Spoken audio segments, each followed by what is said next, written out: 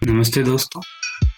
आज हम बात करने वाले हैं एलसीए तेजस के बारे में। तो जैसा कि आप जानते ही होंगे और इसके बारे में काफ़ी अच्छी बातें बुरी बातें कही गई हैं, लेकिन आज हम डिस्कस करेंगे उन बातों के एक एस्पेक्ट को जो कि है एलसीए तेजस का अंडर पावर्ड होना। क्या एलसीए तेजस सही में अंडर पावर्ड है? तो ये क्या बात सच है झूठ है, ये हम आज जानने की कोशिश करेंगे। चलिए शुरू करते हैं। क्या एलसीए सही में अंडर पावर्ड है? अब इस बात को जानने के लिए हमें थोड़ा सा एरोडायनामिक्स का या फिर इंजीनियरिंग का आइडिया होना चाहिए। और जब हम एरोडायनामिक्स और इंजीनियरिंग की स्टडी करेंगे तो हमें पता चलेगी कि कोई भी फाइटर जेट परफेक्टली डिज़ाइन नहीं होता है। हर किसी में कुछ ना कुछ कमी होती है, डिज़ाइनिंग स्टेज पे ही कमी होती है। तो बेसिकली एरोस्पेस डिज़ाइनिंग में हम बहुत सारी कमियों के बीच में ट्रेड ऑफ करते हैं, बैलेंस करते हैं उन कमियों को। ऐसा नहीं है कि उसमें कमियां नहीं, हम कोशिश करते हैं कि ज़्यादा से ज़्यादा बेटर परफॉर्मेंस देते हुए हम उन कमियों को सप्रेस्ड रखें। और बाद में हमें एक बात पता चलेगी कि जिन फाइटर एयरक्राफ्ट्स को हम इतने सालों से जानते हैं, जैसे F-22 हुआ, F-35 तो नया है, F-16 हुआ, F-18 हुआ, वो परफेक्ट जिन्हें हम मानते हैं आज वो परफेक्ट कभी बने नहीं थे। उनके बहुत सारे ब्लॉक्स आए हुए हैं। ब्लॉक्स मतलब कि वर्जन, बहुत से वर्जन आए हुए हैं। तो सालों साल मॉडिफिकेशन होते आज एक ऐसे वर्जन पे पहुंचे जहाँ वो आज एकदम परफेक्ट है। इनके लिए दसियों साल लगे हैं, डेकेड्स लगे हैं, बिलियंस खर्चे हुए हैं। और उसके कंपैरिजन में इंडिया या फिर एलसीए तेजस पे ना तो उतना टाइम गया है, ना ही उतना फाइनेंशियल रिसोर्सेज गए हैं। सो ट्रेड ऑफ का परफेक्ट एग्जांपल क्या हो सकता है? ट्रेड ऑफ का कुछ एग्जांपल्स हैं, जैसे F-22 या फिर किसी भी बेसिक स्टेल्थ फाइटर एयरक्राफ्ट को ले लीजिए। वो इनहेरेंटली स्टेबल नहीं होता है। वो स्टेबल इन द सेंस कि आप जब उस एयरक्राफ्ट को उड़ाएंगे तो वो अनटिल एंड अनलेस जब तक हम उसको एक्स्ट्रा इनपुट्स नहीं देंगे वो अपने डिज़ाइन की वजह से स्टेबल नहीं हो पाएगा। उसको हम स्पेशल सिस्टम्स जिसे फ्लाई बाय वायर कहते हैं, जो कि इंसान नहीं चलाते, वो कंप्यूटराइज्ड सिस्टम होते हैं जो कंट्रोल सरफेस जो एयरक्राफ्ट के होते हैं उनको और ज़्यादा स्पेसिफिक डेटा देके उनको कंट्रोल करते हैं। तो उनमें से कुछ एग्जांपल्स है कि जैसे यूएस या फिर कोई भी स्टेल्थ एयरक्राफ्ट हो, उनकी डिज़ाइन ऐसी होती है वो इनहेरेंटली इनस्टेबल बनाए जाते हैं ताकि वो परफेक्ट मैन्यूवर कर सके। या फिर स्टेल्थ के लिए जो शेप दिए जाते हैं वो स्टेबिलिटी के लिए परफेक्ट नहीं होते हैं, इसलिए वो अनस्टेबल होते हैं, लेकिन उनसे स्टेल्थ में फ़ायदा मिलता है। जैसे नेक्स्ट एग्जांपल हुआ रशियन एयरक्राफ्ट को ले लीजिए। हम जानते हैं कि उनके स्पीड्स बेटर है, लेकिन इंडिया के जो रशियन एयरक्राफ्ट उनका रिकॉर्ड आप देखेंगे तो उनकी अवेलेबिलिटी या फिर उनके मेंटेनेंस पे खर्चा वेस्टर्न एयरक्राफ्ट से काफ़ी ज़्यादा आता है, या फिर एटलीस्ट उनका डाउन टाइम वेस्टर्न से काफ़ी ज़्यादा है। वो उतने घंटे नहीं होते हैं जितना वेस्टर्न एयरक्राफ्ट दे पाते हैं। और जैसे कई बार हम पेलोड के लिए ज़्यादा असला लादने के लिए एयरक्राफ्ट पे उसके रेंज के साथ कॉम्प्रोमाइज़ कर सकते हैं। जैसे F-18 में ही देखा गया कि भले ही उसका रेंज कम है, लेकिन उस रेंज को ऑगमेंट करने के लिए हमने उसकी पेलोड काफ़ी बढ़ा दी है। अब आप इस स्क्रीन पे देख सकते होंगे, यहाँ पे एक वर्ड लिखा हुआ है एमटो is to empty weight ratio. अब एमटो का मतलब क्या होता है? एमटो का मतलब होता है मैक्सिमम टेक ऑफ वेट। और ये क्या बताता है? ये हमें बताता है ये वो वेट है एयरक्राफ्ट का जब हम उसको फुल्ली लोडेड कर देंगे। फुल्ली लोडेड का मतलब क्या हुआ? जब उसको हमने फुल उसमें जितना भी हम आर्मामेंट्स डाल सकते हैं हमने फुल्ली लोड कर दिया, उसको एकदम युद्ध के लिए तैयार कर दिया, तो वो उसका एम्प्टी वेट हो जाता है। एम्प्टी वेट क्या होता है? एम्प्टी वेट होता है जब वो एकदम उसके विंग्स टेक्निकली क्लीन है, उसमें कुछ भी लोडेड नहीं है, जिसमें नेचुरल फ्यूल भरा जाता है उतना ही फ्यूल डाला गया है, उसमें कोई वेपन्स नहीं लगाए हुए हैं, तो उसको हम एम्प्टी वेट कहेंगे। तो हम इस केस के लिए LCA और F-18 को कंपेयर करेंगे।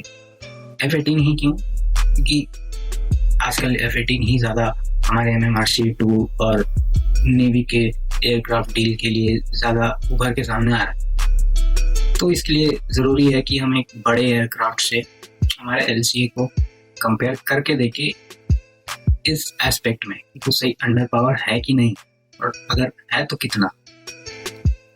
अब हमें इस सिचुएशन में कुछ कंसेशन LCA को देने पड़ेंगे। क्या कंसेशन होंगे? कंसेशन अजम्पशन है कुछ कि चूंकि LCA को और F18 को दो डिफरेंट कैटेगरीज में बनाया गया था, तो हमें कुछ उसमें ढिलाई देनी पड़ेगी। दोनों अलग अलग कैटेगरी के एयरक्राफ्ट है। LCA जैसे कि नाम कहता है लाइट कॉम्बैट एयरक्राफ्ट, इसको MiG-21 को रिप्लेस करने के लिए बनाया गया था, इसलिए ये लाइट एयरक्राफ्ट है। और F18 जो है वो एक मीडियम टू हैवी एयरक्राफ्ट है।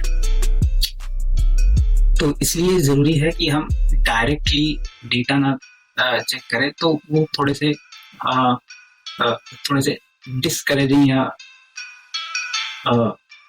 मिसलीडिंग से लगेंगे। लेकिन जब हम कुछ इम्पोर्टेंट रेशियोज को देखेंगे तो हमें एक रफ अंदाजा लगेगा कि वो कितना सही है, LCA या F18 या फिर कोई और एयरक्राफ्ट। तो LCA का जब हम MTO to MT weight ratio देखेंगे तो हम देखेंगे कि LCA का जो MTO to MT weight ratio है 2.05 है और F18 का 2.54।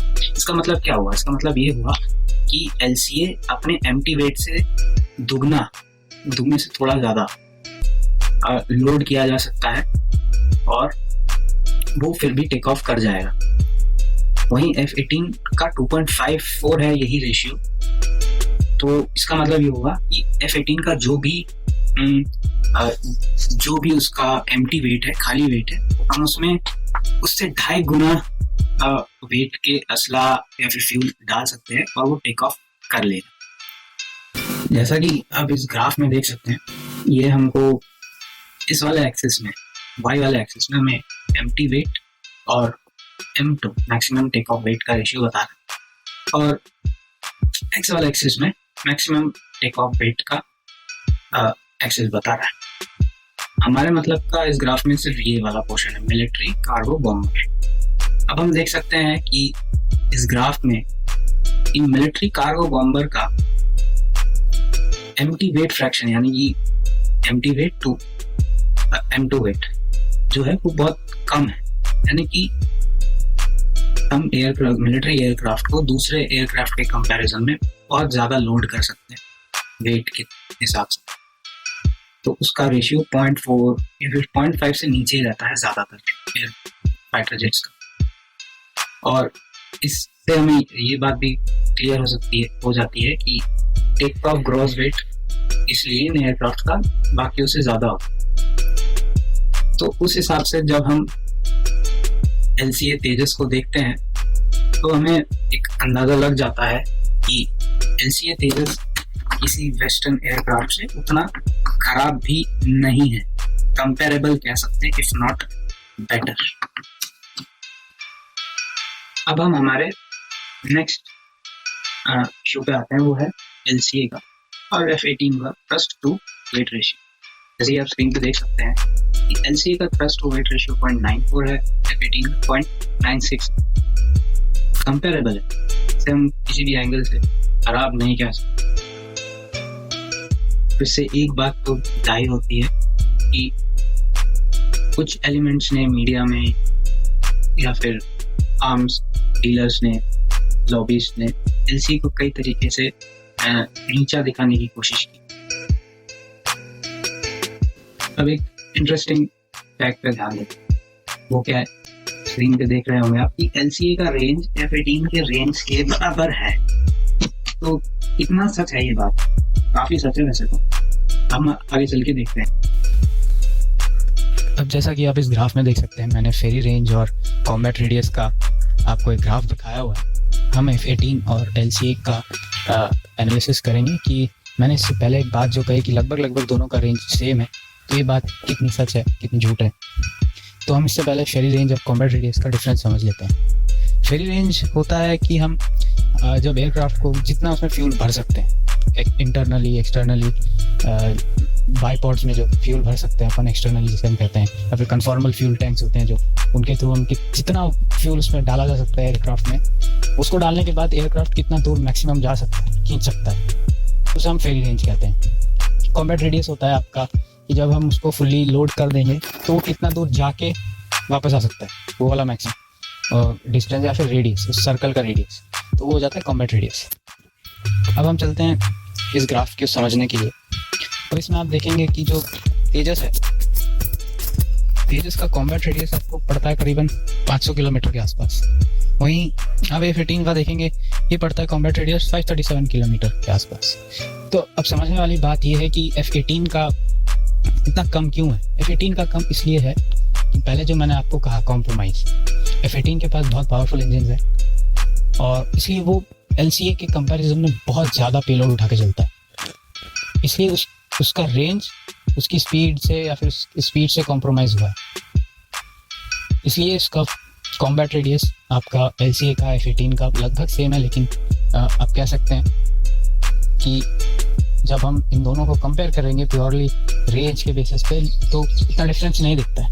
भले ही पेलोड डिलीवर करने में अमाउंट ऑफ पेलोड जो दोनों एयरक्राफ्ट डिलीवर कर सकते हैं वो डिफरेंट है, वो होना भी चाहिए क्योंकि दोनों डिफरेंट एयरक्राफ्ट है। एक LCA आपका लाइट कैटेगरी का है और आपका F-18 MMRC कैटेगरी का है। और जो फेरी रेंज है आपका LCA का पड़ता है 3000 किलोमीटर के आसपास और फेरी रेंज जो है F-18 का पड़ जाता है 3334 किलोमीटर के आसपास। तो आप ये रीज़न सबके सेम ही है कि इतना कम डिफरेंस क्यों है उनमें, कि आप कॉम्प्रोमाइज़ कर रहे हैं पेलोड से, रेंज से, क्या बीच में खेल रहे हैं। आपको क्या चाहिए ज़्यादा, आपको दोनों ज़्यादा नहीं मिल सकते, आपको परफेक्ट एयरक्राफ्ट नहीं मिल सकता। आप एक चाहेंगे तो दूसरे के साथ कॉम्प्रोमाइज़ करना पड़ेगा। अब हम नेक्स्ट हमारी बात करेंगे, मैंने यहाँ पे कुछ मिलिट्री बेसेस इंडिया के मार्क कर रखे हैं और अब एक प्रोबेबल सिचुएशन में, एक हाइपोथेटिकल या प्रोबेबल, फ्यूचर में प्रोबेबल भी हो सकता है, हम एक विजुअलाइज करने की कोशिश करेंगे कि अगर मैं LCA को इन बेसिस पे, फॉरवर्ड बेसिस ऑफ इंडिया मैंने कुछ मार्क कर रखे हैं, इन पे अगर मैं प्लेस करूं तो क्या मुझे सफिशिएंट रेंज मिलती है मेरे दुश्मन की टेरिटरी के अंदर, मैं जाके आ सकूं, लड़ सकूं, या फिर मैं अपना जो एरिया है उसको डिफेंड कर सकूं। एरिया डिफेंड करने वाली बात क्यों कह रहा हूँ, क्योंकि बेसिकली LCA जो है वो आपका एनिमी टेरिटरी में घुसने के लिए नहीं बना है, उसको बनाया गया है पॉइंट डिफेंस के लिए।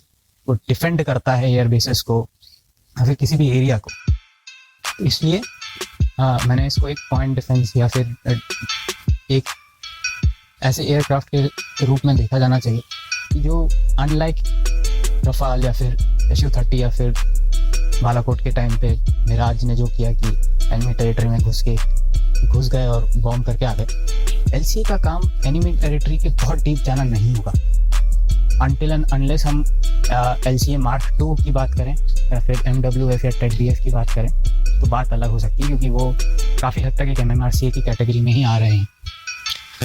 तो चलिए कुछ बेसिस को हम देखते हैं।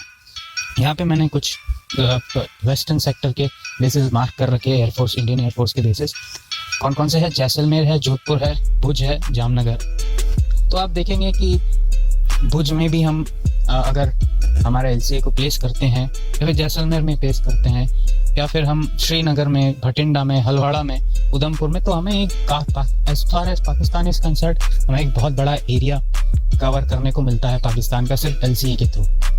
तो हम LCA के थ्रू ये तो कह सकते हैं कि we will be able to easily counter Pakistan. What about China?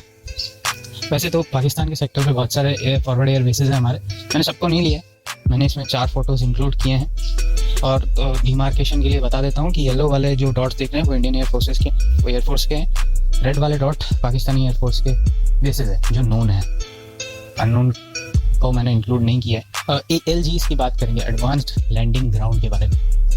Advance landing ground हमारे लिए बहुत क्रिटिकल है, स्पेशली चाइनीज़ फ्रंटियर पे। हमने गालवान के टाइम पे देखा कि किस तरीके से DBO और बाकी नॉर्थ ईस्ट सेक्टर के ALGs काफ़ी ज़्यादा एक्टिव हो गए और हमें काफ़ी काम दिए, काफ़ी काम आए वो हमारे। तो आप इन ALGs पे भी LCA को जब प्लेस करेंगे तो आप देखेंगे कि हमें एटलीस्ट हमारे उन एरियाज़ में हमको अच्छा कवर मिलता है, जहाँ पे जो अक्साई चीन रीजन है हमें एक अच्छा कवर मिलता है वहाँ पे। दो I don't think LCA will be a perfect aircraft to be placed in frontier with China. करना नहीं चाहिए। The ideal aircraft to deal with China will be Rafale, Mirage and Su-30। और इसीलिए आपको पता होगा कि रफाल को हमने फ्रंटियर पे ही प्लेस कर रखा है। हालांकि LCA जो है आपको चाइनीज़ मिलिट्री से डील करते वक्त एक क्रिटिकल रोल में हेल्प कर सकता है। वो आपके जो AEWC है या फिर AWACS हैं उनको डिफेंड करने में एक क्रिटिकल रोल प्ले कर सकता है। और कई सारे ग्लिम्स या टीज़र कह लीजिए, एयरफोर्स टीज़र के रूप में फ़ोटो निकालती है तो हम उसमें देख सकते हैं कि LCA AWCs को कवर दे रहा है। तो AWCs का जो कवर है या फिर AWCs की सिक्योरिटी है वो हमारे लिए क्रिटिकल है एक बैटल के टाइम पे। एक प्रॉपर बैटलफील्ड मैनेजमेंट में AWCs का बहुत बड़ा रोल होता है। ये पठानकोट के टाइम पे भी हमने देखा, पुलवामा के टाइम पे भी देखा किस तरीके से रिकॉग्निशंस की गई, किस तरीके से जब हमारे MiG-21 सुखोई 30s डील कर रहे थे पाकिस्तानी एयरफोर्स के जेट्स के साथ, उन्होंने किस तरीके से डील किया। तो इससे एक बात तो क्लियर हो गई कि LCA हमारे लिए बहुत क्रिटिकल है as a nation for building in aerospace industry. और रही बात जहाँ तक कि हमने सुना है उसके बारे में रेंज कम है, तो एटलीस्ट रेंज के मामले में तो ये इतना बुरा है नहीं। तो आइए इसी के साथ हम आज के इस एपिसोड को ख़त्म करते हैं। अगर आपको एपिसोड पसंद आया तो इसे लाइक कीजिए, अपने सजेशंस कमेंट कीजिए, इस चैनल को सब्सक्राइब कीजिए।